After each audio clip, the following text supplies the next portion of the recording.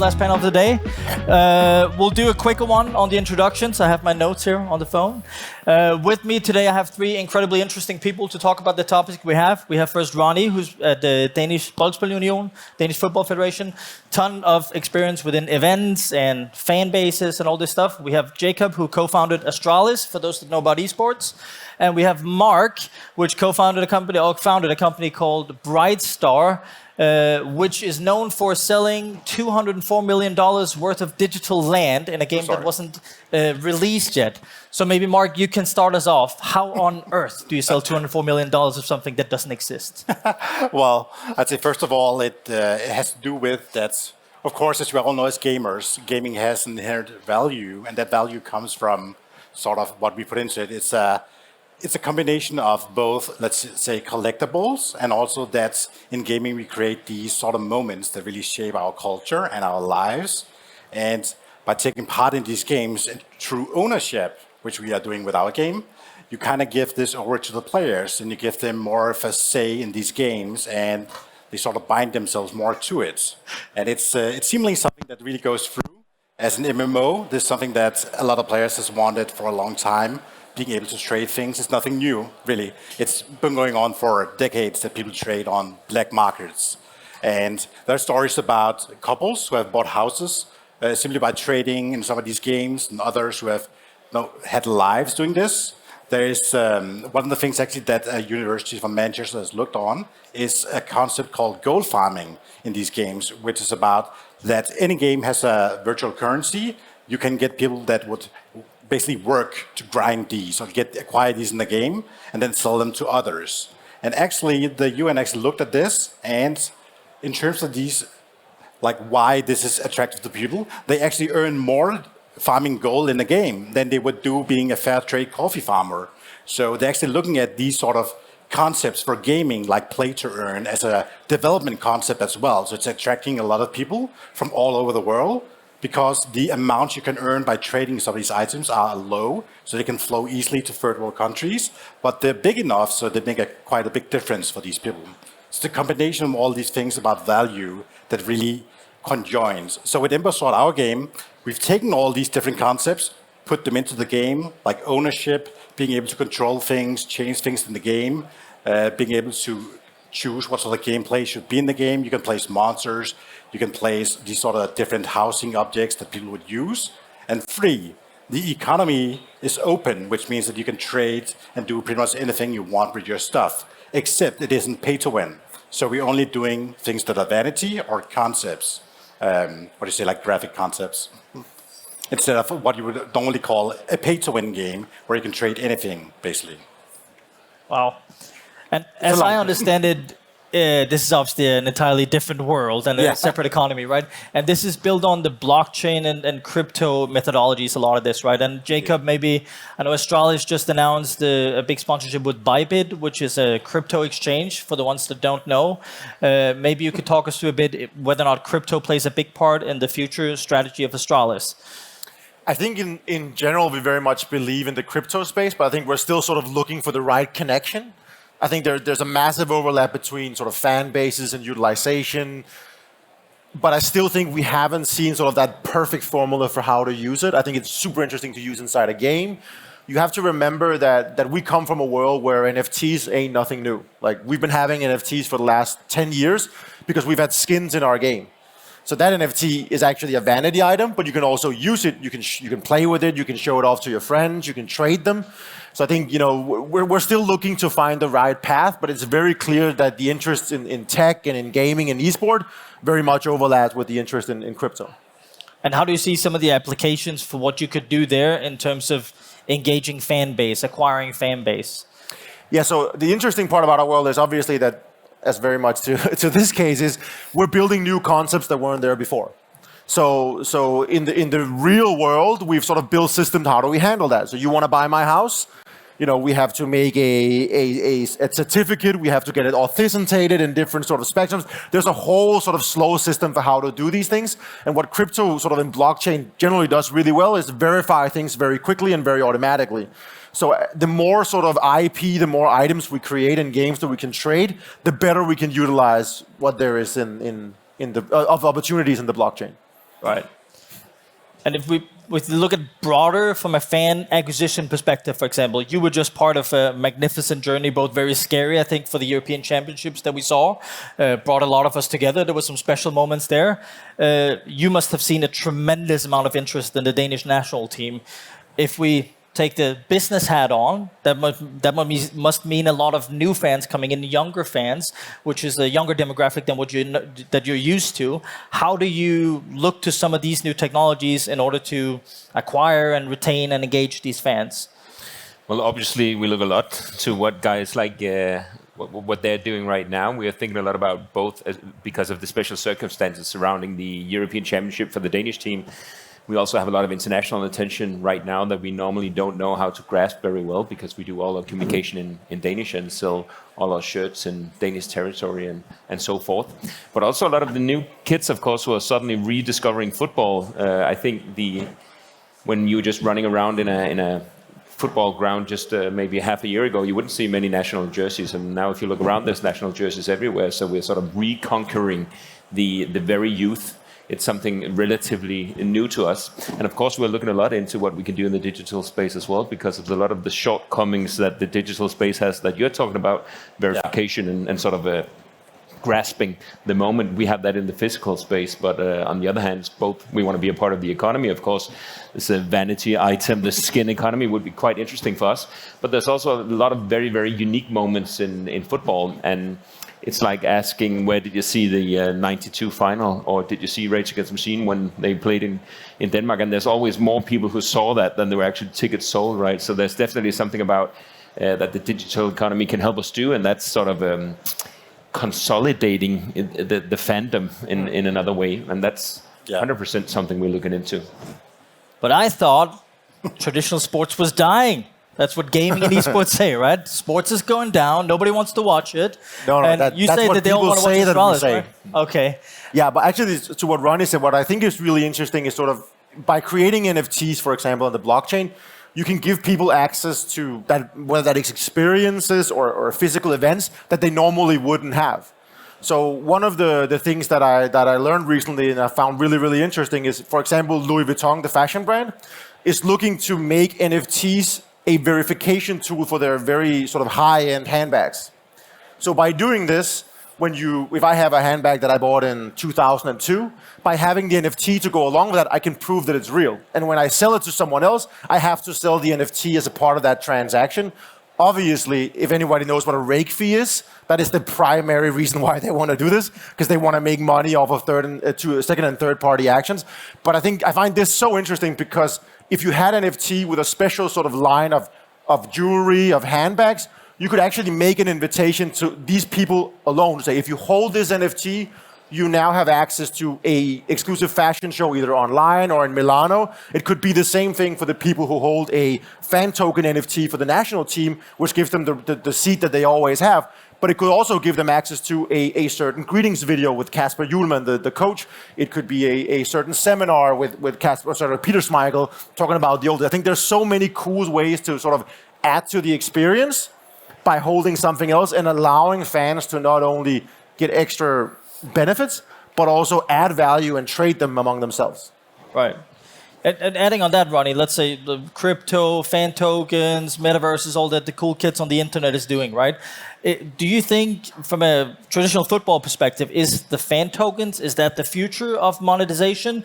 And if you were to go about it in the football world with you guys, how would you do that? Well, as you know, but the audience don't, that's something we're really looking into right now, whether we should also be a part of the whole fan token sphere, which is blowing up also in a football way. We just saw the Messi trade where he was actually awarded some of his fee in fan token as well. We're looking into it, but I think the question is, what do you want to do with it? How do you want to utilize this fan token space? Do you want to use it for showing that the shirt match worn was actually match worn? I can see in the amount of match worn shirts sold online that they're not all match worn, that's for sure. But was this actually the one that this player used in scoring this goal, and were you actually present in Parken? That's something that would be quite interesting. I think the next big issue, at least for physical sports, where the governance structure is also very, very heavy, and we will be hit on the front page of national newspapers if we do something very stupid. I think the next one will be, what will the sort of benchmark be for moral fan tokens? Like, what kind of technology would you use? Who will actually issue it, on what trade exchange and so on? Because right now it's very different. You see fan tokens being put out there which are not even really locked to any blockchain technology or anything like that, that will like burn off in just a year or something like that. And then you see something that could actually pass as a currency. But we wouldn't be interested in doing any cryptocurrency just for doing that. We would be interested in doing it for having some sort of interaction, having some sort of voting, having some sort of verification with our fans, especially the international fans. So that's what we're looking into. What's the utility of this? Yeah, exactly, right? Because I think fan tokens could be seen as like a speculative financial assets for many people at the moment, right? Just to be completely frank, we have plenty of exchanges, like fan token exchanges, that would now put up 2 million digit Danish kroners for issuing fan tokens on behalf of the Danish national team. And it's very difficult to just say no, because that's very, very easy money, but we have no clue where like who's even spending these money, where is it ending up? And I think that's what a lot of both, that's what we see in the football club space, at least, that there's a lot of fan tokens being issued that, like, you have no idea what is this really, like what's going on, where are all these money coming from, and where is this going to be in 2 years? So it's I think the moral issue is big. But do you, Mark, for example, Mark, you have a lot of experience in this space with the utility of fan tokens, right? And do you think? But do you think that these clubs, they really want people to have influence, or is it legitimately just a short-term cash grab, and then we'll figure it out later? What do you think, Mark? Well, I'm sure some of them are cash grabs, in the sense that it really matters who's making these fan tokens. I mean, the technology is there for anyone to use, so a lot of these would definitely be cash grabs because they see it as a quick way without really calling out anyone. But there are a lot of influencer tokens really that I would say is a huge waste both of money and time. But people really see it as a way just to gain money. But in terms of fan tokens for clubs, I would say that it's definitely the future in terms that you're sort of making this internal sustainable economy that, while it's not cryptocurrency based, it's based on trading something in terms of these like NFTs, which could be anything. Like the fan tokens could represent a lot of stuff. You could put anything into them. But if later, like we're really in our infancy now with all of this, it's really, really new. There's nothing out there. Interoperability is quite low. But in the future, maybe in 2 years or something, you can use these on your phone, at a stadium. Maybe you can use them to trade in for the newest shirt for a match you're going to. It's going to be these sort of interoperabilities and usabilities that is going to be the future of fan tokens, at least, or this sort of connecting with your brand or with your audience and giving them ways to feel really to belong and to be part of the community. I know of some sports projects coming up where they're doing what's called a DAO, which is a decentralized autonomous organization, which means that they're actually giving the users the ability to vote on what's going to happen. So I know some clubs are even looking into actually being able to vote on which players should be coming in or be picked up for training and these sort of things. And by doing this through NFTs and blockchain, you make sure that nobody can cheat because you can't really hack the blockchain. It's quite secure. Of course, it depends on what projects you're doing. But in essence, if you want to manipulate everything, you would need to do a quite serious cyber attack that nobody really has been able to do yet in order to take up a whole blockchain, something like Ethereum, so to say. Are you ready for that, Jakob? Fan-voted lineups for Astralis? I'm sorry if I'm smirking a little bit, but I'm just picturing Kasper Witt, our sports director's face. If I told him that a blockchain decided which player should play, his mind would literally explode. But I think I agree with what you're saying. I think the key here is utility. And we definitely want to do NFTs, but we don't want to do them just to have sort of a animated picture of a player and then happy, congratulations on that. You have to add actual value to the NFT. I mean, personally, I would love to have an NFT one day where if you hold it, you get a percentage of our prize money. Or if you hold it, you will get as long as you hold it, playing time, drinks, and food is free at our Nexus location at Tivoli. So you actually add some real value to it. I think you can do so many cool things with it, but that also requires quite a robust ecosystem around it. And I think a lot of the fan tokens that we see today simply don't have that. I mean, because which sports club is seriously going to make their fans vote on actual meaningful decisions? Astralis, maybe. Oh, that's not going to happen. Okay, so let's say we're saying that the difference between a traditional fan club membership is that this is hyper digital. It can do so many different things. The fan token instead, right? Goes into this magical place, or let's call it the Metaverse, to talk more about buzzwords, right? The actual Metaverse, I think there's many opinions on what that is. Let's say that's where it all goes, right? Into this abyss of something. What do you think the Metaverse is to you if you put a fan token in there, Mark? Oh, well, the Metaverse, I mean, it's quite a large concept, I'd say. A lot of people have kind of hard, I would say, defining it. What is it really? Is it our digital lives online? Or is it, what we say more, is it just like your avatar online, so to speak, really? So like Højhuset chat back in the days. Exactly, if anyone's here from the old days of the Danes. But that's basically what it is. Like, they just want you to be sort of yourself online as an avatar, or participate online as an avatar, really. And this notion about connecting everything into one digital world, I would say that it's quite the buzzword right now. I don't think that anyone is anywhere near doing anything like this, really, simply because the technology isn't there. So let's say that I want to take something in my game, Embersword.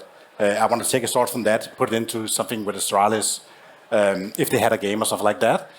I would need to have something. First of all, we would need to use the same technology. So if they use another engine, a coding engine than us, that would be a problem. We have to do the graphics in both their things. We have to do the stats, like what does it do, how does it look, all these different things. Those are not defined in any way in any of this Metaverse stuff. And nobody is really working on that yet, if there's anyone aspiring tech guys out there. So I would say that it's more about your digital twin right now, which you can also read about online, which is really, it's more about your online life sort of being more grouped into one single thing instead of having more really spread out into like multiple, what do you say, social networks or universes or similar. Do you think about the Metaverse and the Astralis camp, but do you see that as a separate thing from the fan token, or do you see yourself building a big city of Astralis life that you can go into and walk around with your avatar with ninjas in pajamas jerseys on and whatnot? I think as much as our fans love us, I don't think they're quite ready for that part yet. I think the way that we find it interesting is, could this be utilized to heighten the viewership experience in some sort? Like, because again, our playing field is a bunch of code, basically, right? Like camera angles, all these different things. We're not tied down to a physical location. Not to say that there's something wrong with that, but I think the interesting part about esports is, how can you elevate the viewership experience of actually trying? Can you get close to the game? Can you get into the game? Can you fly around? There's so many cool options to do that, and I think that is more of how we think of this. But again, I think the Metaverse is probably a little hyped. I mean, I have yet to meet someone who told me that they would enjoy a concert in Fortnite more than seeing it in real life. I'm not really. I like the idea. I like the trend, but I think we're quite far away from it being anything real. Maybe you're not the demographic. Could be all the 12-year-olds. That could be true as well. What about, I was thinking about collaborations, for example, right? Let's say, how would you try and weave these things in together? If you had DBU that was going to do something within Embersword, right? Is that even something you guys are looking into, or? Well, we are looking at using other IPs, other brands. I can't really talk too much about it right now, but we will have other popular... Secret. other popular names. Get to the jobber, stuff like that, is sort of in the game. It's something you can do through blockchain, exactly because that we're using these blockchains, and if you use the same one, it's easier to have interoperability because the technology faces better, or what you would say. It's easier to kind of work together. And there are really companies that focus on this within blockchain, and we're definitely looking into that. I would say that a lot of the projects in blockchain are already looking into this. You would see something like the Sandbox having loads of other IPs inclined in their little world. It's sort of a Minecraft on the blockchain world we sort of have going there. I would say it's definitely coming. The only thing, again, I say is it's interoperability. It's the thing that there's a lot of legalities in this, such as if you have an NFT, like, do you really own what's, like, the look in this? Can I take it and print it on a shoe and sell it? No, in most cases you can't. So there are like these different things that are still being, what do we say, explored because the field is still so new. And of course, there's also a lack of regulation on a lot of areas, a lot of different opinions everywhere, from the EU to the SEC in the US. So all these things are still, I would say, being found out. And are you, Ronnie, are you thinking in this space, like taking football into Roblox? If we talk about the 12-year-olds, they just saw the European Championships, they're super hooked. They all play Fortnite and watch the concerts that Jakob don't want to watch. Are you trying to do something there? Is it even possible? Well, we're thinking a lot about what the digital layer of national soccer would be. So one of the shortcomings in physical football is definitely that it's been around for a while, and that means that a lot of the rights are very consolidated. So if you own the rights yourself or have built your engine yourself, or so, you have a bit of an easier time. Whereas when you're a national football federation, the rights that you would put into something would be shared between the player themselves, their clubs, their main sponsors, yourself, and so on, and it just makes everything extremely difficult. So when you look at something like Football Manager or FIFA, they're one of the only games, or sort of even the digital overlays, that have really figured out this with the rights, and that's why you see these almost monopoly plays in football, is because it's extremely difficult. So I wouldn't see anything connected to us in the sort of gamification space or metaverse space or anything like that, because we don't have the rights for that. But I definitely see something about the NFT space, and especially the fan token space, once we figure out what's beside just the cash grab, right? Because that's very tempting right now, I must say. It's very tempting. I mean, an easy cash grab would be the jerseys, having jerseys on in the game or something like that. I mean, that would be an easy one. Yeah, definitely. There's something about consolidating the moment, like showing you were actually there. That's definitely very interesting. And there's something about what did you have the match one shirt, all that stuff. And then there's something about the sort of belonging, the membership of the fan club, something like that. Yeah. But what will you actually use it for? And the interesting thing is, as you say, how much do you want to open up? Like, exactly. Would you give people the impression that they had anything to do with who you man picked or anything like that? That would be a huge lie, right? So you need to, like, what can you do that isn't bullshitting? Call off the jersey or something like that. But yeah, it would be more limited things usually that you vote on. I mean, it depends on what you're doing. So in terms of blockchain and interoperability and these tokens, it's usually new projects that do it better because they're designed from the ground up with the thought of using these different things as NFTs, cryptocurrencies, etc. Whereas taking something older, it's harder to retrofit it to use NFTs or cryptocurrency, and that goes as well for games. But there must be, I think this is both primarily for Jakob and Ronnie here, but for the rights holders there, maybe blockchain is a technology that could solve a lot of this complexity around the IP and how you use it and how you can transform it into other games. You want to use it into Ember Sword. If it's on the blockchain, then maybe you can get rid of some of this complexity. I mean, you guys do it in Astralis. I assume a lot of digital activations and stuff like that. Do you think the technology could help with that?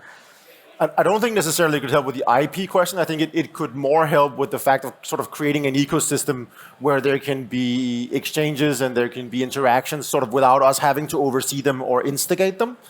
I think we are quite in the opposite sort of both compared to Ronnie, where Ronnie is sort of taking something very physical and trying to make it digital. We're taking something very digital and try to make it physical. I mean, to be honest, when we opened the Astralis Nexus location in Tivoli, 2 hours before the doors opened, we had a little over 1,000 people standing in line.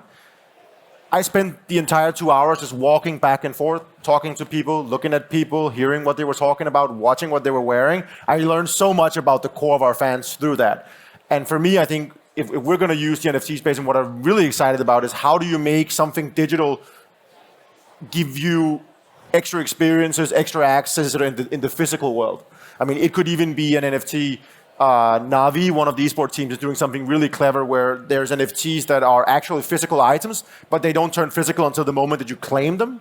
So you can trade back and forth the jersey. If you don't necessarily want it yourself, you can trade it. It could be a limited edition jersey. And the second you claim it, it disappears. But then you actually get the jersey shipped to you physically. I think that is super interesting. So yeah, I think for us it is how do we reward and allow our fans to interact with each other in a digital space, which then boils down into some physical extra assets, extra experiences, or limited edition merchandise. Right. And switching gears, there's some audience questions coming in here, but I was thinking about this early also, like crypto and blockchain stuff. It's a loaded question for many people. It's sidelined with betting, right? That betting has been always very controversial in sports. Crypto has seen a load of investment coming in lately. Astralis was one of them. There's a Formula One, tons of esports teams, tons of real sports teams are coming now. They're all blocked from betting usually, so I think there's a wave of crypto coming in there. What about you guys, for example? Did you ever see the Danish national team getting a big crypto sponsor? Yes, I think it could, but it would be in a way where it's just going back to the utility issue, because that's what it's about. Because if we were in any way thinking that it would be a betting issue or anything in the near of that, we wouldn't do it. Definitely not. We're definitely going the other way from that. So, and I think that's the biggest issue actually with the sort of intros we see in the physical sports world with the exchanges right now, is that it's sort of leaning heavily against the betting world, and it's very non-transparent for the fan. So that's a moral issue. We need sort of like the Engelmark stamp or the fair trade stamp or whatever of this space. I'm not a big regulation fan, but we need someone who can actually vouch for that this is not something crazy that's just either picking up dirty money or like a crazy investment scam. So it's very difficult for everyone who's not actually in this space. For all of us, all of the other ones of us, it's quite still difficult. So not anytime soon, but definitely open. But that's the catch-22, right? Because the whole purpose of blockchain and crypto is decentralization. They don't want the stamp. How do you get there? Yeah, but you see fan token offerings now that are sort of claiming to be crypto-ish and claiming to be on the block, or at least sort of mentioning blockchain technology, but it's not even near where it's just basically sort of an Excel formula to sort of shoot it off. So it's very difficult and very non-transparent for the regular fans still. Right. Well, and Jakob, you had obviously you've had both sides of the coin. I think you've had a large betting sponsor. Don't know if you have it now, and now you have a large crypto sponsor also. How would you say it defines? How do you think it's legit to have the crypto one, and sort of different to have the betting one? Yeah, I think we've always been very aware of our brand and what it means to people. I think we've always vetted the process of who we want to work with and why. So the only betting partner we ever had is Unibet. It was a very clear demand for us that they needed to have a Danish license, and they need to sort of check out in everything that they did. I mean, if I wanted the Russian-based betting money, I would have another big betting partner now. But we really sort of are quite aware of who we're choosing and why. I think in regard to Bybit, our new crypto exchange partner, what really sort of draw us into that partnership was the fact that it was driven by a communications department more than a marketing department. So what they saw is that we have been a big part of pulling esports from being this basement, underground, little shady kind of thing seen from the outside to being as mainstream as it potentially gets, at least here in the Nordics. They want sort of crypto to do the same thing because there is a positive potential in crypto similar to the positive potential in esports. So for example, the first activation that we've done with them is World Series of Trading, where we're gathering money to donate to UNICEF. So we're very aware of how we're activating things. You're never going to see us go out and say, please spend money on this exchange or please do this. Right. So I think we're quite happy with the fans that we have and the partners that we have and how that sort of plays together. Right. That makes sense. And just we're sort of running out of time here, but I think if there's anything we learn here is that the big difference here is utility, right? That it's a matter also with if it's speculative or if it's real, then it's utility, right? And if we just round up a bit, Mark, going back to you, $204 million, right? You must have solved something incredibly vital in the utility game, right? What is that? Well, I would say it's, like you say, it's the act of community. So what is grounds for Esports Bright Sides, really that it's a community first project in the way that we haven't done anything here that gives what you would say normally in crypto and blockchain, you sort of have these sort of whales that really puts in all the big money. What we've done is that we've taken it so far that we're doing it equally. So it doesn't matter if you're in the community or you're someone who's investing in it, you would have the same exact opportunity and sort of area to kind of be in.